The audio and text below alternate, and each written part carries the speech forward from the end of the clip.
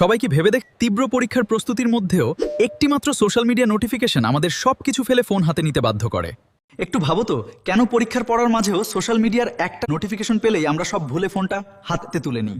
এর পেছনে কাজ করছে বিএফ স্কিনারের এক অদ্ভুত জাদুকরী তত্ত্ব। আজকের ভিডিওতে আমরা জানবো সেই সক্রিয় অনুবর্তন বা অপারেন্ট কন্ডিশনিং থিওরি, মুখস্থ না করে খুব সহজে।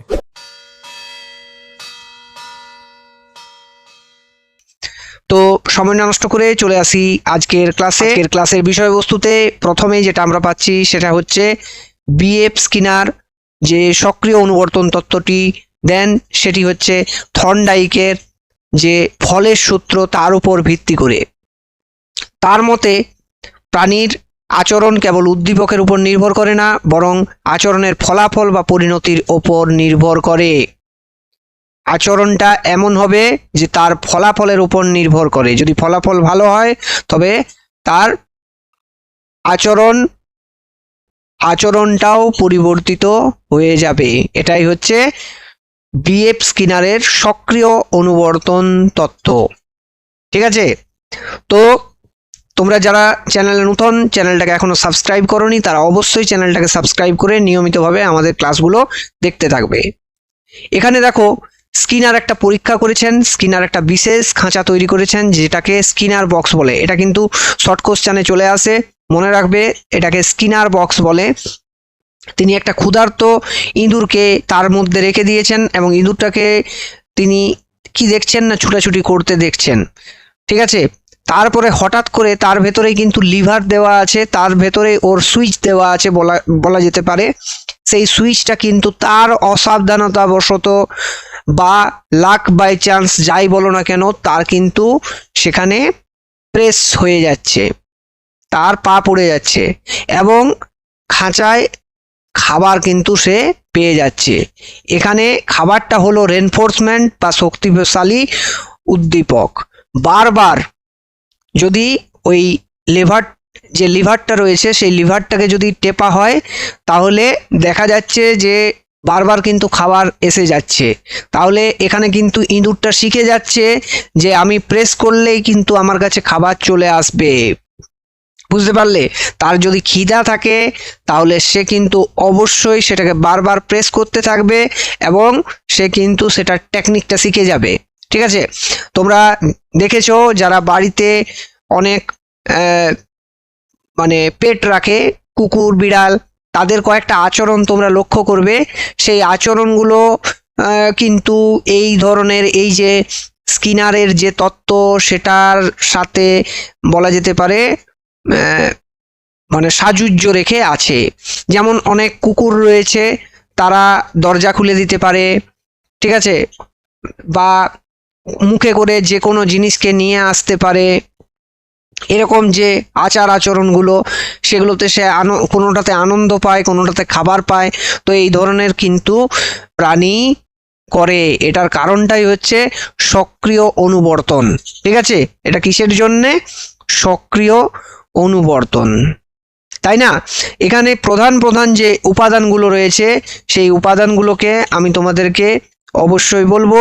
যেমন হচ্ছে, যে উদ্দীপক কোনো একটা আচরণ বারবার করার সম্ভাবনাকে বাড়িয়ে দেয় তাকে বলা হচ্ছে শক্তিশালীকরণ বা রেনফোর্সমেন্ট। ঠিক আছে, পজিটিভ রেনফোর্সমেন্ট কি না, ভালো কাজের জন্য যদি পুরস্কার দেওয়া হয়, যেমন যদি ছোট বাচ্চাকে ভালো পুরস্কার হিসাবে ভালো কাজ করার জন্য সে যদি চকলেট পায় বা প্রশংসা পায়, এটা কিন্তু পজিটিভ রেনফোর্সমেন্ট হিসাবে কাজ করে। এরকম দেখবে অনেক উদাহরণ, যেখানে আমরা অনেক সময় বাচ্চাদেরকে বলি যে তুমি যদি আজকের পড়াটা করে নাও তাহলে আমি তোমাকে কিন্তু একটা চকলেট দেব। এটা কিন্তু পজিটিভ রেনফোর্সমেন্ট হিসাবে কাজ করছে। ঠিক আছে, আর নেগেটিভ রেনফোর্সমেন্ট মানে কিন্তু এটার বিপরীত নয়। মানে প্রশংসার জায়গায় তাকে চড়থাপ্পড় মার দিলাম, এটা কিন্তু নয় নেগেটিভ রেনফোর্সমেন্ট। যেমন কোনো অপ্রীতিকর অবস্থা থেকে মুক্তি দেওয়া, এটা হচ্ছে নেগেটিভ রেনফোর্সমেন্ট। যেটাতে তার কষ্ট হচ্ছে সেরকম কোনো জিনিস তাকে যখন সেখান থেকে বের করে দেওয়া হচ্ছে, তখন সেটা হচ্ছে নেগেটিভ রেনফোর্সমেন্ট। যেমন রোদের চশমা পরা যাতে চোখের আরাম হয়, আমরা চোখকে আরাম দেওয়ার জন্য কি করি, আমরা চোখে চশমা পরে নিই, এটা হচ্ছে একটা নেগেটিভ রেনফোর্সমেন্ট হিসাবে কাজ করছে। এটা কিন্তু সবসময় মাইন্ডে রাখবে, পজিটিভের বিপরীত নেগেটিভ এখানে কিন্তু হচ্ছে না। এখানে প্রশংসা করা বিপরীতে নেগেটিভ রিনফোর্সমেন্টের তিরস্কার করা কিন্তু নয়।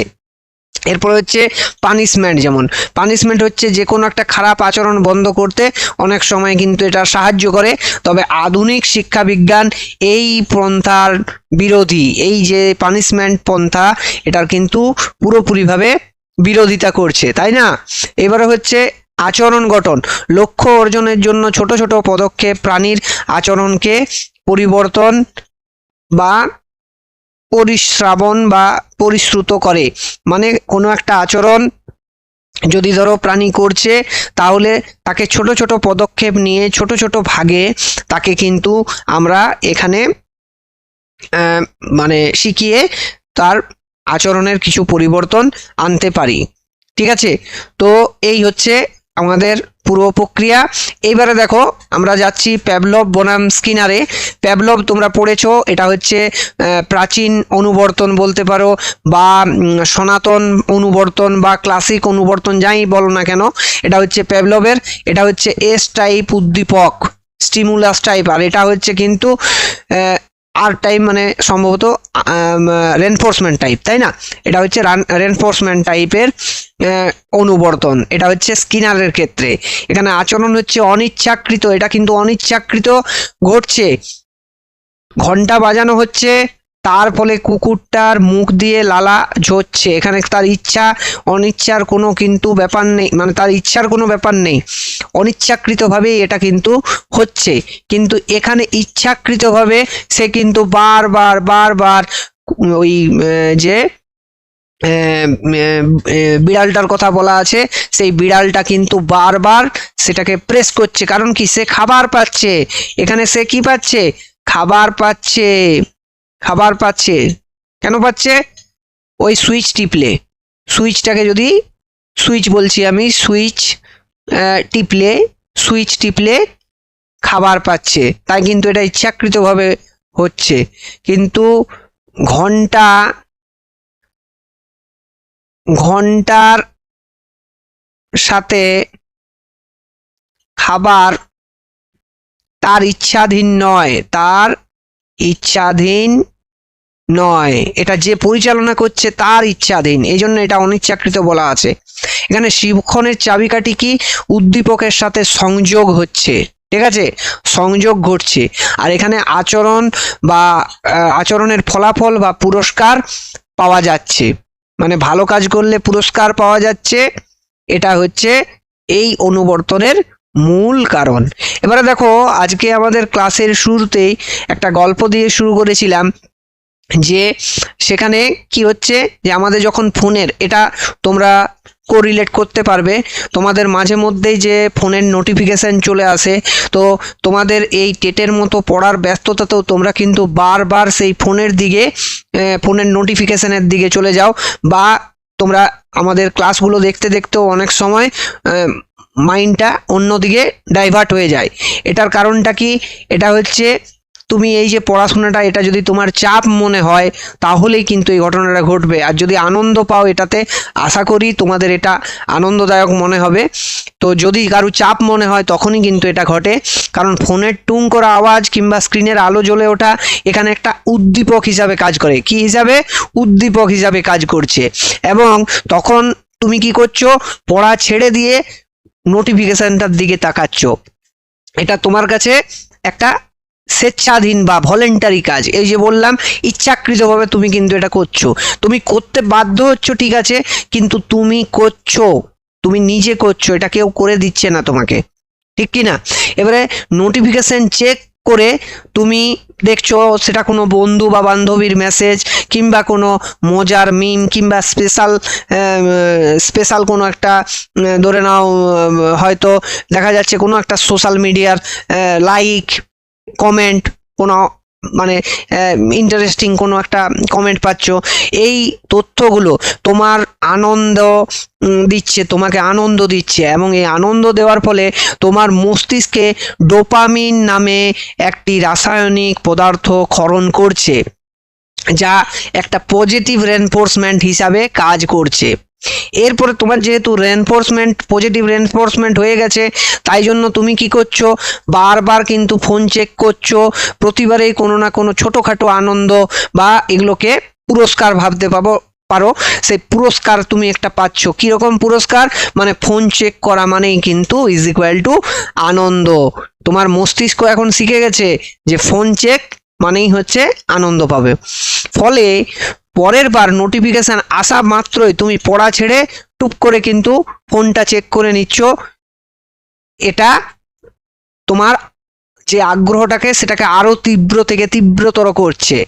সহজ কথায় যদি বলা হয় যে ফোনের নোটিফিকেশন তোমাকে এক ধরনের ভেরিয়েবল রেশিও এনফোর্সমেন্টের জালে আটকে রেখেছে।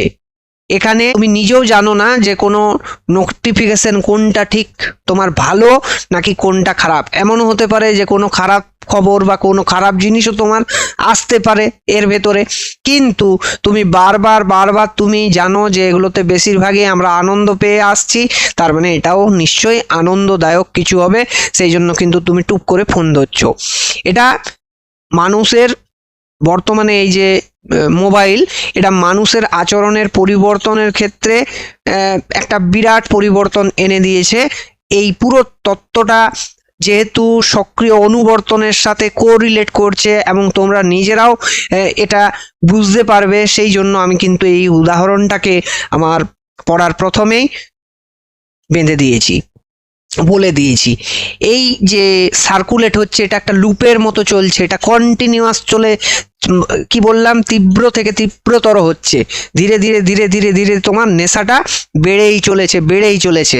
এক প্রকার নেশাগ্রস্তের মতো তুমি কিন্তু পুরো এই কাজগুলো করে চলেছো। তো এটাকে তোমাকে অন্য কোনো টেকনিক অ্যাপ্লাই করতে হবে এটার থেকে বেরিয়ে আসার জন্য। সেটা আমার বলার বিষয় নয়, আমার বলার বিষয় হচ্ছে তোমাকে এখানে সক্রিয় অনুবর্তন সম্পর্কে জানানো। এটা যদি মানে খুব সহজে বলো এর থেকে বেরিয়ে আসার উপায় কি, তাহলে কি করতে হবে, পড়াশোনার সময় তুমি ইউটিউব দেখলে, যদি ল্যাপটপে দেখো ঠিক আছে, যদি ফোনে দেখছো ফোনে দেখার পরে তুমি যখন নিজে পড়ছো তখন কিন্তু ফোনটিকে তোমার অন্য রুমে রেখে আসতে হবে। এটাই আমার মনে হয় সব থেকে সহজ টেকনিক হবে তোমার পক্ষে। ঠিক আছে, তো এইবারে আমরা চলে যাচ্ছি আমাদের শিক্ষাক্ষেত্রে প্রয়োগ কি, স্কিনারের তত্ত্বের উপর ভিত্তি করে এটা তৈরি হয়েছে। এখানে পাঠ্য বিষয়কে ছোট ছোট অংশে ভাগ করে শিক্ষার্থীরা সামনে উপস্থাপন করা হচ্ছে। ঠিক আছে, এবারে তাৎক্ষণিক ফলাফল কি, শিক্ষার্থী কোনো উত্তর দিলে সেটির ফলাফল ঠিক না ভুল যদি তাৎক্ষণিক তাকে জানানো হচ্ছে, তাহলে কিন্তু তার শিখনের হারটা বেড়ে যাচ্ছে, সে কিন্তু ভালো শিখছে। এই জন্য ক্লাসে যখন আমরা ইন্টারাকশন করি তখন আমরা ক্লাসের ভেতরেই যে এইটা বল ওইটা বল, এটা কি জানা আছে, প্রশ্ন করা যেগুলো, সেগুলো কিন্তু এটা হচ্ছে আমাদের এই সক্রিয় অনুবর্তন ধারণাটার মানে তত্ত্বের অবধারণা থেকে নেওয়া। ধাপে ধাপে কঠিনের দিকে শিক্ষা। ঠিক আছে, এগুলোকে আমি পয়েন্ট আউট করে দিচ্ছি। প্রোগ্রাম ইনস্ট্রাকশন, তারপরে হচ্ছে তাৎক্ষণিক ফলাফল, তারপরে হচ্ছে ধাপে ধাপে শিখন বা ধাপে ধাপে কঠিন থেকে কঠিনতরর দিকে। দেখবে যে কোনো বইয়ের ক্ষেত্রে বা অনেক সময় কোশ্চেনের ক্ষেত্রেও সহজ থেকে শুরু হয় এবং ক্রমে জটিল হতে থাকে সমস্ত কোশ্চেন বা বিষয়বস্তুগুলো। প্রথমে কিন্তু প্রত্যেকটা চ্যাপ্টারের প্রথমে সহজ জিনিস দিয়ে ধীরে ধীরে কঠিন থেকে কঠিনতরর দিকে নিয়ে যাওয়া হয়। এইভাবে কিন্তু পাঠ্যপুস্তক তারপরে তোমার কোশ্চেন মানে হচ্ছে যে মূল্যায়ন, এটা মূল্যায়নও হয়, মূল্যায়নও কিন্তু এইভাবে অনেক সময় করা হয়ে থাকে।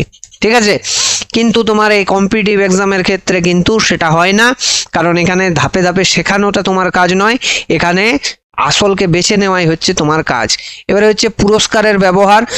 শ্রেণীকক্ষে শিক্ষার্থীদের ভালো কাজের জন্য প্রশংসা বা রেনফোর্সমেন্ট দিলে তারা পড়ার প্রতি বেশি আগ্রহ প্রকাশ করে।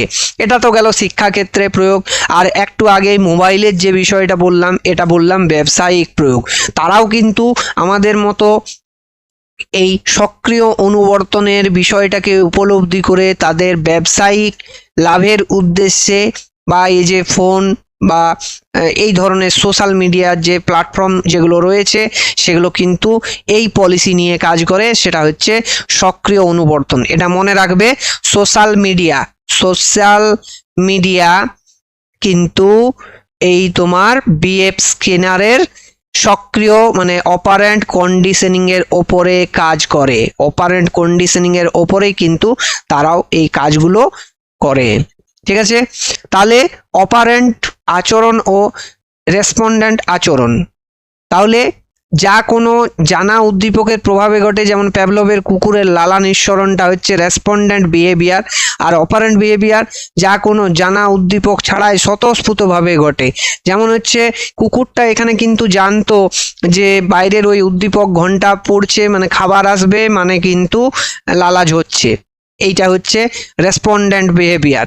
আর অপারেন্ট বিহেভিয়ার মানে কি, এখানে কিন্তু ইঁদুরটা জানতো না যে ওই লিভারটাকে মানে চাপ দিলেই, প্রথমবারের কথা বলছি আমি, সেটাতে অটোমেটিক সেটা থেকে আমি খাবারটা পেয়ে যাব, মানে খাবারটা চলে আসবে ভেতরে, এটা কিন্তু ইঁদুরটা জানতো না। ঠিক আছে, বা পরবর্তীকালেও ইঁদুরটা কিন্তু এখানে উদ্দীপক ছাড়াই দেখা যাচ্ছে যে কোনো উদ্দীপক ছাড়াই তার হাতের যে প্রেস আছে সেটাকে মারছে, সুইচ দাবছে খাবার আসছে, সুইচ দাবছে খাবার আসছে, এটা কিন্তু তার কাছে জানা হয়ে যাচ্ছে, এটা স্বতঃস্ফূর্তভাবে সে করছে। আর এইখানে কিন্তু তার কোনো যেটা আমি একটু আগেই তোমাদেরকে বললাম যে কোনোটা ইচ্ছাধীন আর কোনটা ইচ্ছাধীন নয়, সেই জায়গা থেকে এই জায়গাটা বলা হয়েছে। ঠিক আছে, তাহলে এবারে আমরা চলে যাচ্ছি আমাদের কোশ্চেনগুলোতে। কোশ্চেনগুলো কিন্তু খুব ইম্পর্ট্যান্ট, ভালোভাবে প্রত্যেকটা কোশ্চেনকে তোমরা দেখে নেবে, কিন্তু কেননা এগুলো পরীক্ষাতে তোমাদের ভীষণভাবে কিন্তু গুরুত্বপূর্ণ। ঠিক আছে, তাহলে প্রথম কোশ্চেন তোমরা স্ক্রিনে দেখতে পাচ্ছ। প্রথম কোশ্চেনে কি বলা হয়েছে? প্রথম কোশ্চেনে বলা হয়েছে সক্রিয় অনুবর্তনের জনক কে? এটা নিশ্চয় তোমাদের বুঝতে অসুবিধা হচ্ছে না, option B is the right answer, তাই না? চলে আসছি পরেরটাতে। স্কিনার থিওরি ইজ অলসো, আচ্ছা স্কিনারের তত্ত্বটা আর কি নামে পরিচিত? আর কি নামে পরিচিত? ক্লাসিক্যাল কন্ডিশনিং তো নয়, ইনস্ট্রুমেন্টাল কন্ডিশনিং এটা, নাকি ইনসাইট লার্নিং, নাকি সোশ্যাল লার্নিং? এটা হচ্ছে ইনস্ট্রুমেন্টাল কন্ডিশনিং, মানে ইনস্ট্রুমেন্টসে যন্ত্র তৈরি করে দেওয়া হচ্ছে। একটা অনুন্নত, তথাকথিত অনুন্নত প্রাণী বিড়াল, তাকেও কিন্তু, এখানে আমি বিড়াল না ইঁদুর, সরি ইঁদুরের ছিল, এটা আমি বিড়াল বলে ফেলেছিলাম, সরি, এখানে ইঁদুরের কথাটা ছিল। হ্যাঁ, কোনো জায়গাতে হয়তো আমি বিড়ালও বলে ফেলেছি, তো এগুলো গুলিয়ে ফেললে কিন্তু তোমাদের চলবে না। যাই হোক, এখানে ইনস্ট্রুমেন্টাল কন্ডিশনিং যেটা আছে, সেই কন্ডিশনিংয়ে কি আছে না, এখানে যন্ত্র ব্যবহার করতে শিখে যাচ্ছে কে? এখানে ইঁদুরটা, ইঁদুর কিন্তু এটা ব্যবহার করতে পারছে, যন্ত্রের ব্যবহার করছে, তাই না? তারপরে নেক্সট কোশ্চেনে আমরা চলে যাব। স্কিনার তার পরীক্ষায় যে বাক্সটি ব্যবহার করেন তাকে কি বলে? এটা নিশ্চয়ই তোমাদের পারার কথা, এটা হচ্ছে স্কিনার বক্স, তাই তো? পরের কোশ্চেন দেখো, পরের কোশ্চেন হচ্ছে স্কিনারের তত্ত্বটি কার উপর ভিত্তি করে? এটাও ডাইরেক্ট দেওয়া আছে, ফলের সূত্রের উপর ব্যবহার করে। তারপরে হচ্ছে নিচের কোন প্রতিক্রিয়া পুনরাবৃত্তির সম্ভাবনা বাড়িয়ে দেয়? এটা হচ্ছে 5 দাগেরটা হচ্ছে রেনফোর্সমেন্ট বা শক্তিশালী উদ্দীপক, তাই তো? তারপরে দেখো, ভালো কাজের জন্য ছাত্রকে স্টার দেওয়া কিসের উদাহরণ? এটা হচ্ছে পজিটিভ রেনফোর্সমেন্ট, ইতিবাচক শক্তিশালীকরণ, তাই না? তারপরে 7 নম্বরে স্কিনারের অনুবর্তন আর টাইপ বলা হয়েছে কেন? এখানে আর টাইপ বলা হয়েছে যে এখানে এটা হচ্ছে রেসপন্স ডমিনেন্ট, রেনফোর্সমেন্ট নয়, এটা হচ্ছে রেসপন্স ডমিনেন্ট। ঠিক আছে, আর টাইপ এই জন্য বলা হচ্ছে। আচ্ছা, ছোট ছোট ধাপে জটিল আচরণ শেখানোর প্রক্রিয়াকে কি বলে? ঠিক আছে, খুব ইম্পর্টেন্ট কোশ্চেন, এটাকে বলা হয় শেপিং। ঠিক আছে, কোশ্চেনে দেখো আমরা থিওরিতে এটা পড়িয়েছি। এবারে দেখো 9 নম্বরের কোশ্চেনটা কি রয়েছে, স্কিনার তার বিখ্যাত পরীক্ষাগুলোর জন্য কোন প্রাণীদের উপর নির্ভর করেছিলেন? এটা তোমরা একটু কিন্তু মনে রাখবে, 9টা ইঁদুরটা আমরা পেয়েছি, কিন্তু এখানে পায়রাটাও ব্যবহার করেছিলেন। এরপরে দেখো নেতিবাচক শক্তিশালীকরণ আসলে কি? অপ্রীতিকর কিছু সরিয়ে নেওয়া, অপশন বি। তারপরে প্রোগ্রাম ইনস্ট্রাকশন কোন তত্ত্বের উপর ভিত্তি করে গড়ে উঠেছে? এটাও হচ্ছে 11 নম্বরে অপারেন্ট কন্ডিশনিং, সক্রিয় অনুবর্তন। নেক্সট কোশ্চেন দেখো, সক্রিয় অনুবর্তনে শক্তিশালী উদ্দীপক বা পুরস্কার কখন আসে? প্রতিক্রিয়ার আগে নাকি প্রতিক্রিয়ার পরে? খুব ভালো কোশ্চেন কিন্তু এটা হচ্ছে প্রতিক্রিয়ার পরে। আগে প্রতিক্রিয়া, তারপরে আসে উদ্দীপক। এখানে বকুনি এড়াতে একটা শিশু মন দিয়ে পড়ছে, এটা কি? ভেরি গুড, এটা হচ্ছে নেতিবাচক শক্তিশালীকরণ। ঠিক আছে, এখানে আমি কেন ভেরি গুড বললাম না, এখানে দেখো শুধুমাত্র এটাকে উত্তরটা দেওয়া আছে, এটা আমাদের লেখার ভুল রয়েছে। ঠিক আছে, এটাতে মনে হচ্ছে যেমন এইটাই হবে, তাই না? তো এরপরে দেখো 14 নম্বরে, যদি শক্তিশালী উদ্দীপক বা পুরস্কার পুরোপুরি বন্ধ করে দেওয়া হয় তবে কি ঘটবে? ধরে নাও আমি পুরস্কার দিচ্ছি না, তাহলে কি হবে? সেক্ষেত্রে বিলোপ ঘটবে, স্মৃতিতে বিলোপ ঘটবে, সে কিন্তু আর কাজটা করতে পারবে না। এরপরে দেখো স্কিনারের মতে শিখন হলো কি? 15টা হচ্ছে a change of observable behaviour, পর্যবেক্ষণযোগ্য আচরণের পরিবর্তন। তারপরে স্কিনারের মতে আচরণের পরিবর্তনের জন্য সবচেয়ে গুরুত্বপূর্ণ বিষয়টি কি?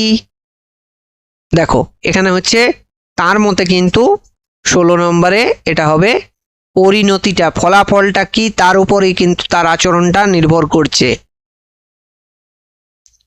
তারপরে দেখো পায়রার উপর পরীক্ষায় কোন ধরনের রেনফোর্সমেন্ট ব্যবহার করেছিলেন? এটা আমাদের জানা নেই, মানে আমরা এখনো পর্যন্ত শিখিনি। এটা হচ্ছে পরিবর্তনশীল অনুপাত ব্যবহার করেছিলেন। এটা কিন্তু তোমরা একটু মনে রেখে নেবে, পরবর্তীকালে আমরা যখন আবারও ক্লাস করব, তো আমরা এই মনোবিজ্ঞানের দিগ্গজদের নিয়ে একটা স্পেশাল ক্লাস করব, সেখানে কিন্তু এই পায়রার পরীক্ষাটা ইনক্লুড করে দেব। ঠিক আছে, পরেরটা দেখো 18তে দেখো, নিচের কোনটি প্রাইমারি রেনফোর্সারের উদাহরণ? কোনটি প্রাইমারি? এটা হচ্ছে খাদ্য, তাই তো? খাদ্য দিলে কিন্তু রেনফোর্সের কাজ করে সেটা। এবারে 19 নম্বরের কোশ্চেনে দেখো, স্কিনারের মতে সাকসেসিভ অ্যাপ্রক্সিমেশন বিষয়টি কার সাথে যুক্ত? এটা অবশ্যই শেপিং এর সাথে বা আচরণ গঠনের সাথে যুক্ত। দেখো এই জায়গাটা আমাদের একটু ভালোভাবে বোঝা দরকার। এখানে ধারাবাহিক আসন্নতাকরণ বা সাকসেসিভ অ্যাপ্রক্সিমেশন বিষয়টা হচ্ছে যে জটিল আচরণ শেখানোর জন্য ছোট ছোট পদক্ষেপ গ্রহণ এবং প্রতিটা সঠিক পদক্ষেপের জন্য পুরস্কার বা উৎসাহ দেওয়াকে সাকসেসিভ অ্যাপ্রক্সিমেশন বলা হয়।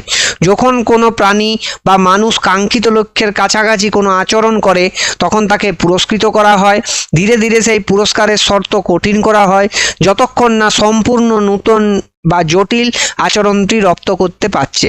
উদাহরণ, যেমন একটা শিশুকে নিজে নিজে খেতে শেখানোর সময় প্রথমে সে চামচ ধরলে তাকে উৎসাহ দেওয়া হয়, তারপর খাবার মুখে তুলতে পারলে, সবশেষে কোনো খাবার না ফেলে দিলে মানে খাবার না ফেলে খেতে পারলে তাকে কিন্তু বাহাবা দেওয়া হয়, বা দারুণ খেতে পাচ্ছে, শিখে গেছে, এই তো বড় হয়ে গেছে।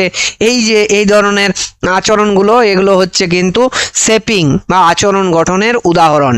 এরপরে যেমন হচ্ছে অবাঞ্ছিত আচরণ বন্ধ করতে স্কিনার কোনটির কথা বলেছেন? এখানে 20 নম্বরে হচ্ছে অপশন সি, পানিশমেন্টের কথা বলেছেন। যদিও আধুনিক শিক্ষা বিজ্ঞান এর বিরোধিতা করে, কিন্তু তিনি বলেছেন পানিশমেন্টের কথা বলেছেন। নিচের কোনটি সেকেন্ডারি রেনফোর্সার হিসাবে কাজ করে? সেকেন্ডারি মানুষের কোনটার দরকার? সেটা হচ্ছে টোকেন মানি। খাবার পেয়ে গেলে কিন্তু খাবারের পরে টাকার দরকার, তাই টাকা হচ্ছে সেকেন্ডারি, প্রাইমারি হচ্ছে খাবার। তারপরে 22 নম্বরে দেখো, স্কিনারের মতে শিক্ষার্থীরা শিখন যখন ছোট ছোট মডিউলের মাধ্যমে হয় তখন তাকে কি বলা হয়? তখন তাকে বলা হয়, আমরা এটা পড়েছি, প্রোগ্রামড লার্নিং বলা হয়। ঠিক আছে, এরপরে দেখো স্কিনার বক্সের লিভারটি কি হিসাবে কাজ করে? কি হিসাবে এখানে স্কিনার বক্সের লিভারটি কি হিসাবে কাজ করে? অপারেন্ট বা ক্রিয়া হিসাবে। তারপরে দেখো 24 নম্বরের কোশ্চেন, প্যাভলভের তত্ত্বে উদ্দীপক নিয়ন্ত্রণ করে, স্কিনারের তত্ত্বে নিয়ন্ত্রণ করে কে? কে নিয়ন্ত্রণ করে? এটা হচ্ছে পুরোপুরিভাবে কিন্তু প্রতিক্রিয়া। প্রতিক্রিয়া মানে যদি ফলাফলটা ভালো হয় তবেই কিন্তু সে কাজটা করবে। ঠিক আছে, আর যদি ওই সুইচের জায়গায় তাকে যদি ইলেকট্রিক শর্ট দেওয়া হতো তাহলে কিন্তু সে আর বারবার ওইটা করতো না। ঠিক আছে, কিন্তু মনে রাখতো যে এটা আমার টাচ করলেই শর্ট মারছে, ইলেকট্রিক শক আসছে। দেখো, কোনো প্রতিকূল পরিস্থিতি থেকে বাঁচতে কাজ করার কোনটির উদাহরণ? এটা হচ্ছে প্রতিকূল পরিস্থিতি থেকে বাঁচতে কাজ করা কোনটার উদাহরণ? না, এটা হচ্ছে নেগেটিভ। যেমন উদাহরণে বললাম যে রোদের সময় রোদ চশমা পরা, ঠিক আছে, চোখকে একটু আরাম দেওয়া, এটা হচ্ছে একটা নেগেটিভ, মানে চোখকে আড়াল করে দেওয়া, এটা হচ্ছে নেগেটিভ রেনফোর্সমেন্টের উদাহরণ। তো এই হচ্ছে আমাদের ক্লাসটা কেমন লাগলো অবশ্যই কমেন্ট করে জানাবে। ভালো লাগলে বন্ধুদের মধ্যে শেয়ার করবে এবং নিয়মিতভাবে আমাদের ক্লাসগুলো দেখতে থাকবে। আজকের ক্লাস এই পর্যন্তই, দেখা হবে নেক্সট ক্লাসে। ততক্ষণ তোমরা প্রিপারেশন নিতে থাকো। জয় হিন্দ, বন্দে মাতরম।